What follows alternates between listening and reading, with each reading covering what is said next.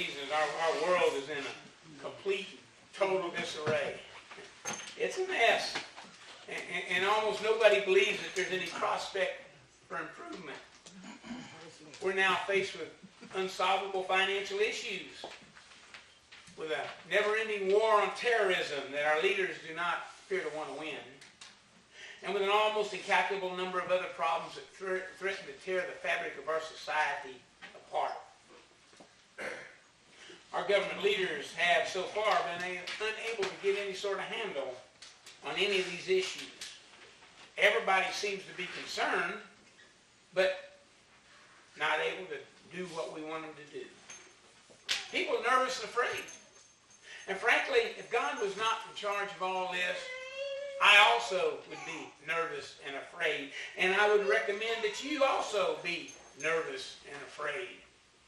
But the truth is, we as Christians should understand these times. And as we survey this mess, we should all remain aware that God, through His Word, has given us the assurance that all will be well. You know, a lot of times we read about historical events and all the turmoil that goes on during this time, and we think, well, God came through for them. And we were in the middle of all that. So we have an abstract look at all this. But God's never promised us a calm passage, but He's guaranteed us a safe and eternal destination. So this morning, let's take a look at the past and let's apply it to our future so we can better understand what's happening to us today. One major supplier of our information lived about 3,000 years ago. And as regards to telling about people, places, events, old Solomon hit the nail on the head when he indicated that his well of life had pretty much come up dry. The tone of his writings from that period, after he had opportunity to experience everything that the life had to offer, indicated a disbelief that this was it. That's all there is to it. I mean, I thought I would do better. And there was nothing else left for him to experience. You get the kind of a tone of disbelief from his writing. From the world's perspective, Solomon had it all. Look, this guy had it made. God had given him wisdom and knowledge and wealth and honor. In fact, in 2 Chronicles 9:22, we're told that King Solomon surpassed all the kings of the world in riches and wisdom. He was a top dog for that time. The big boy. And there was absolutely no way that he could mess any of that up, right? We all know the answer to that, don't we? Yeah. Man can always mess things up. And it seemed like Solomon had a lot of problem with women. You guess it sounds familiar, just kind of nod your head. But it wasn't just one woman. It was 1,000. Scripture tells us that he had 700 wives and 300 concubines.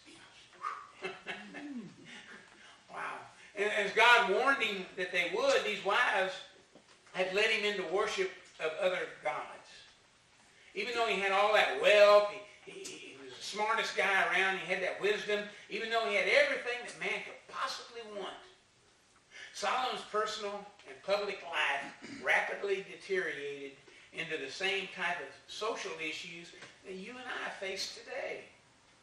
In fact, we can see many similarities between Solomon and modern-day Americans. Oh, none of us have 1,000 females hanging around, but outside of that, all these guys are going, yeah. I'm just telling you. In the beginning of our nation's history, we too were blessed by God. No nation in the history of the world has ever had the benefits that the United States of America has had. We once had the freedom to make our own way in the world. We once had the citizens with the spirit and the enthusiasm to build a great nation. And we still have natural resources that have enabled us to become, at one time, the greatest nation on earth. But with all that turmoil that now surrounds us, and with all of our national hopes and dreams threatening to turn to ashes, this is an optimum time for you and I to learn from history. For us to learn from King Solomon's response when he found himself in much the same position.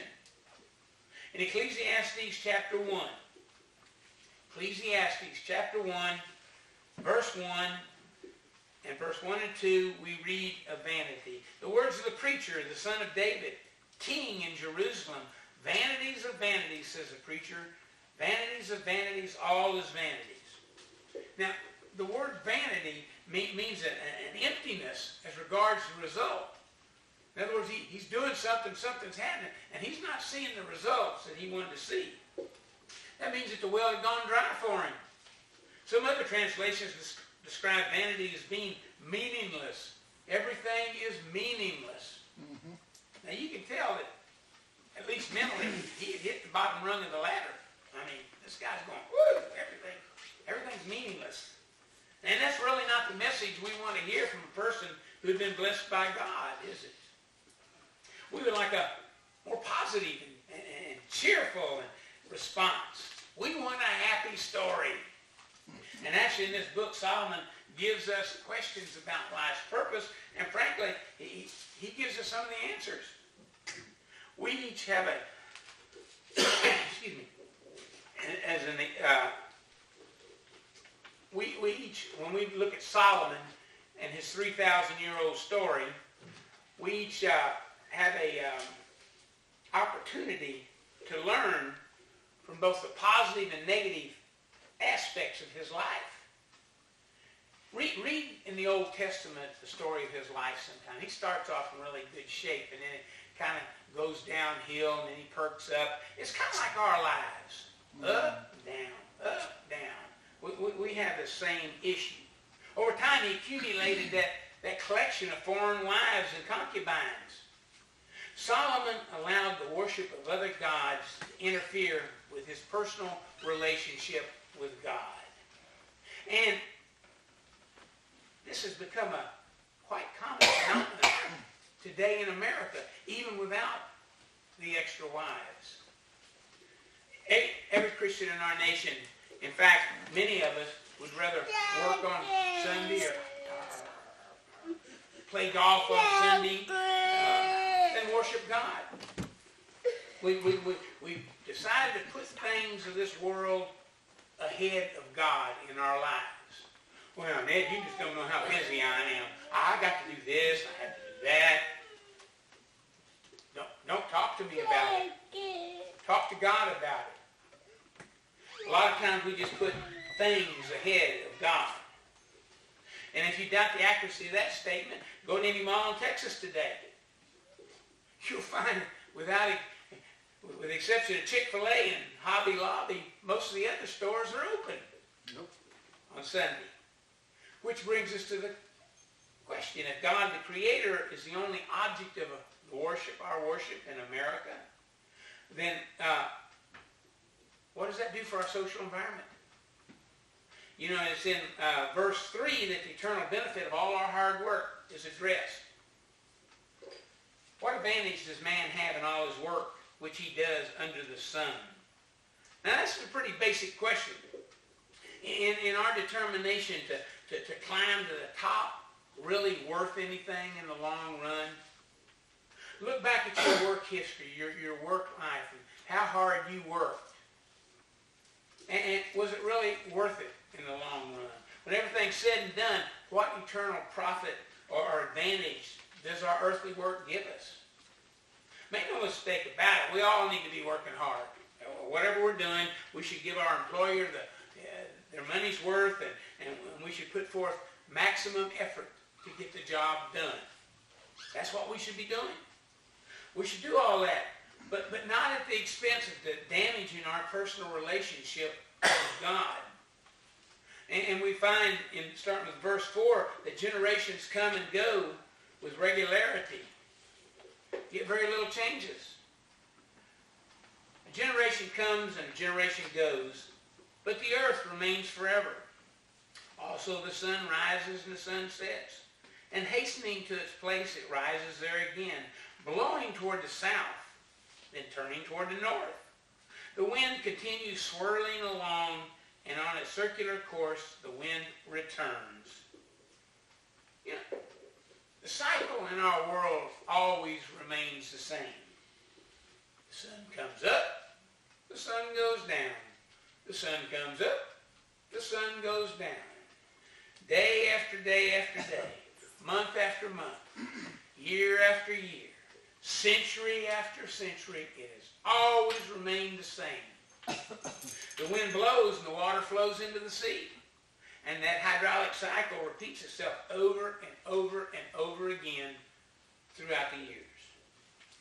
You know, we always assume that we're making such a big impact on this world. And think of things that we had no control over. Remember when you were born? No? No, we don't remember when we were born. We had no input into that particular event. Well, we're all now living, and one day, each and every one of us will die. Yeah, that's not what I wanted to hear. You know, I'm kind of a history buff, and I always like to use the Titanic, the ship that sank in 1912, as an example of our lack of control that we have over our lives. This is a brand new ship. It sets out, and it's going to America, and it's in the middle of winter, and it's loaded with people, loaded with rich people, loaded with kind of middle-class people, and loaded in the bottom of it, in the holes, with poor people.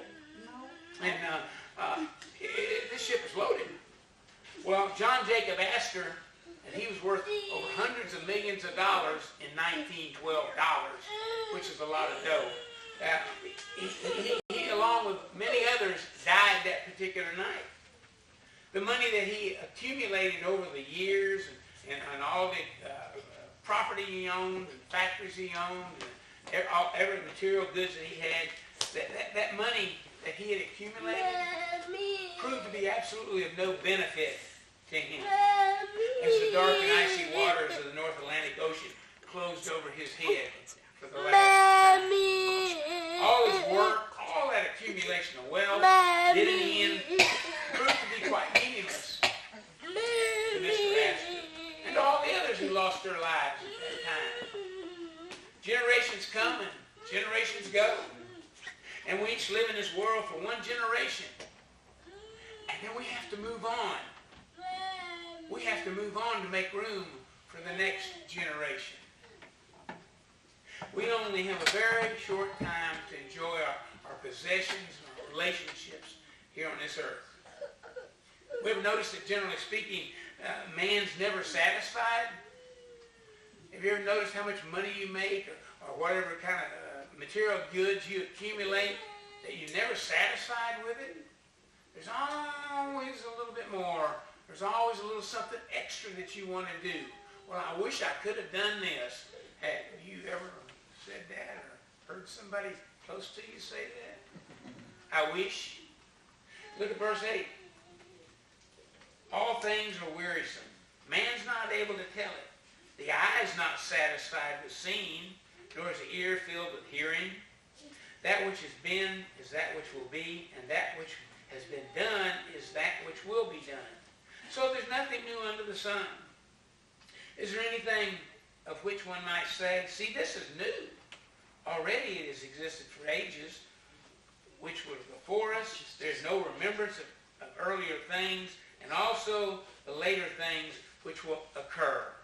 You know, there will be for them no remembrance among them who will come later still. You know, I always wanted to go to Alaska.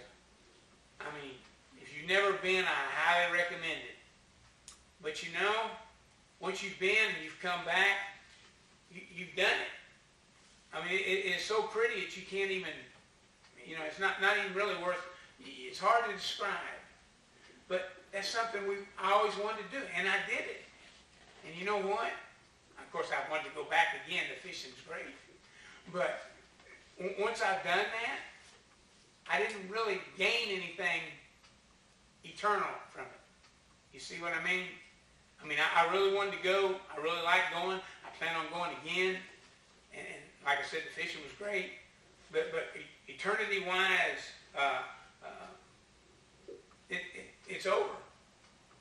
You know, and there's no... have you ever noticed how No matter how well we are financially, how well off we are, no matter how healthy we are, and no matter how smooth our day-to-day lives appear to be going, we somehow find that we never achieve a personal satisfaction, a permanent satisfaction. Amen. Oh, we might be happy with it today, but wait till tomorrow rolls around. You see, the things that we accomplish doesn't last that long. We're always looking for something else in our lives. You know, when we went to Alaska, I wanted to go down through the Yukon and look at that. There's other things that I wanted to do. And remember the saying, what goes around comes around? Look at that verse 9. We find a scriptural version of that thought. It says, that which has been is that which will be, and that which has been done is that which will be done. So there's nothing new under the sun. Amen. We always like to think we're the cutting edge. You know, we're the starting point. What has been in the past will be in the future. And events that influence the past will always come around to influence the present. There's nothing new under the sun. For instance, take all this hoopla about the financial crisis that's impacting our world today. How many of you read something recently about a coming depression, a recession? We're going to lose money. The stock market went down, the stock market came up, and people just stayed glued to that little bit of information. You know, it's become the center of a lot of people's attention. And we like to think that that's something new. That the Band-Aids we apply today will stop the arterial bleeding for tomorrow. We think that our monetary problems in our world are unusual. But the truth is, in any kind of economy, there's always times of instability. You know, the very mention of the word recession or depression send a chill down the back of our necks. And we become concerned and anxious. We insist that the government do something to correct the situation, and we want it done now. But historically speaking, since the 1850s, our nation has endured almost 60 different times of different periods of economic expansion and contraction. It's not new. It's something that happens all the time. Look, make a difference is, of course, now it's happening to us, not our grandparents. Mm-hmm. Any of you ever grew up hearing about the Great Depression? Yeah. Yeah. Amen. And it was a tough time. But it's nothing new. Nothing new. It's pretty safe to say that the major worry for the Americans today, besides illegal immigration, is our economy and our ever-rising national debt. Our national debt's over $20 trillion. If you say that fast enough, it's okay. But if you say it slow enough and you put the number 20 and then you put 12 zeros after it, do that on a piece of paper when you get home. I mean, you'll be going, woo! And that big a debt damages our economy. Mm-hmm. And then we worry about the actions our government takes to influence the economy. Money plays a big part in our world, and worry about money plays a larger part. Listen closely. We may worry all we want, but it serves no useful purpose. God's always been in charge. He's in charge now, and he'll be in charge forevermore. Everything that happens, and this ought to make some of us really nervous, everything that happens is a part of God's plan. All the financial upheavals that we've gone through, that we've had, all the attempts to correct the economy, none of these things are new to God. Mm-hmm. Look at verse 12 of that Ecclesiastes 1. I, the preacher, have been king over Israel in Jerusalem, and I set my mind to seek and explore by wisdom. Remember, the smartest guy in the world during his time. Explore by wisdom concerning all that had been done under heaven. It's a grievous task which God has given to the sons of men to be afflicted with. I've seen all the works that have been done under the sun, and behold, all is vanity and striving after wind. What is crooked cannot be straightened, and what is lacking cannot be counted. And I said to myself, behold, I've magnified and increased wisdom more than any who were over Jerusalem before me, and my mind has observed a wealth of wisdom and knowledge. And I set my mind to know wisdom and to know madness and folly. And I realize that also is striving after wind. Because in much wisdom, there's much grief, and increasing knowledge results in increasing pain. We have to appreciate this. The smartest guy in the world at that time, the smartest guy, he tells us that we're just chasing the wind. And he learned a lot in life. He tells us he had magnified and increased wisdom more than anybody else before him. He says, I'm a smart guy. Mentally, educationally, I've done more for anybody than anybody in history. But he's still, you can tell, there's something out there that he doesn't have, and he's not going to have. He concentrated on being wise and increasing knowledge. But then he comes to the conclusion that his efforts were, from the viewpoint of eternity, was wasted. You know, the problem Solomon had then, and actually the problem we have now, we spend the majority of our time dabbling in world's affairs. We see the news, we read the news, we look at it, and we say, well, we want so-and-so to do this and so-and-so to do that. And we worry about a lot of things that actually have no eternal value. Amen. Yeah, we spend the majority of our time dabbling in those affairs. The material items that we work for will always remain behind as we after we're gone. You know, I look at these things when somebody of some national importance or world importance dies. You'll read through the obituary, and you'll read. You might watch the funeral on TV. I don't listen. You might have. And eventually, at the bottom of the paragraph, you'll get down there, so-and-so left this much money behind. Yep. In the last number I saw for ex-President Bush was he left $23 million in his fortune behind. There's no report of him taking any of it with him. When he's gone, he's gone. In the exception of Mr. Astor, his wealth did nothing to insulate him from death. And our wealth does not insulate us from eternity. Amen. When the time comes for us to go, we're going. And when the time comes for us to go, all our goods are staying behind. Yep. But we still remain a world of worry. Right now, we're worried about illegal immigration in our country. We're worried about economic stability in our lives. We're worried about politics. We worry about day-to-day affairs. And eventually, many of us will worry about death. Well, I can't do anything about the day-to-day affairs. I can't worry about the economic stability. I can't tell you anything about that. But as far as the worry about death, we don't have to worry about death. Amen. One day, each and every one of us will leave this time and place. That's what's going to happen. And we're going to enter eternity. We find that many people have become almost paralyzed by the fear of death. C.S. Lewis, we heard David Jeremiah talking about C.S. Lewis. He was an English writer and Christian writer, and he considered the fear of death in his book, God in the Dock. He writes that I find it difficult to keep from laughing when I find people worried about future destruction of one type or the other. Didn't they know they were going to die anyway? Apparently not.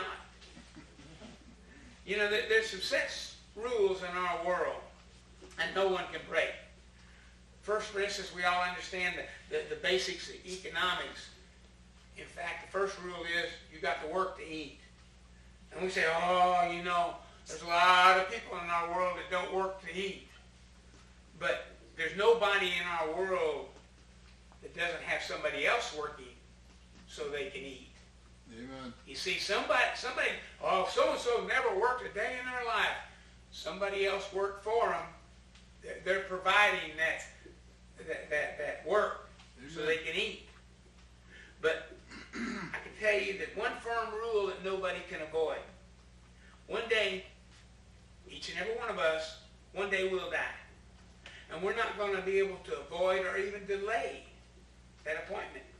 So we need to make preparation for that occurrence. We're all going to spend eternity in the presence of God in heaven or in hell without Him. The really good news is at this moment in time, we still got a choice to make. We can still do something about that. We can continue our headlong rush to eternal destruction, or like Solomon, we can come to the realization that there's more to our world than meets the eye. And we'll make our eternal preparation. Amen. We can't really afford to wait around much longer, because another quote from C.S. Lewis tells us to die before you die. There's no chance afterwards. Each of us must make our own accommodation with the Savior. We have to die to this world to gain the next. And we have to do it during this lifetime. Amen. As we had no input into the start of our lives, most of us will have no input into the end of our lives. Soon, we're going to celebrate the birth of Jesus Christ. And there's no better time for us to look at the sacrifices that He made for all of us. As many of our fellow citizens all run around like chickens with a head cut off, as I heard in my youth, first going one way and then another, and not knowing what to do, remaining in a perpetual state of confusion, Solomon tells us, don't waste all your time on these temporal things. Instead of putting our faith into the unsettled quicksand of this natural world, we need to look at the rock-solid foundation of Jesus Christ. Amen. When we look down that long corridor of time to our uncertain earthly future, as we see the years stretching out before us, then we're going to know that no matter what earthly dangers and problems threaten to engulf us, no matter what anxiety and concerns that we have during this lifetime, that no matter who's president or which political party controls Congress, no matter what the condition of our economy is, regardless of any social issues that may come to the forefront of our world, that not a single one of these things matter for eternity. We will know for certain sure that once we're spiritually reborn, that none of these things will impact us for eternity. You know, we can't stop the process of the world, starting in one day and into the next. We can't affect the wind. We can't do any of these things. We just go along for the ride. And when we ask, what now? Which is the first question everybody asks. Well, what do we do now? What now? Well, what now? What matters now is Jesus Christ and our relationship to Him. What matters in the future is Jesus Christ and our relationship to Him. So when somebody says, what now? All you have to do is say, Jesus Christ, now and forever. Father, we just praise You and thank You for the sacrifice that you made for each and every one of us. We just thank You for coming to earth and dying for us. And we thank You for the opportunity that You give us to live with You forever. And for somebody here today who has not taken advantage of that opportunity, touch them right this very second, Father. Put them in the general direction of You. We just praise You and give You all the glory and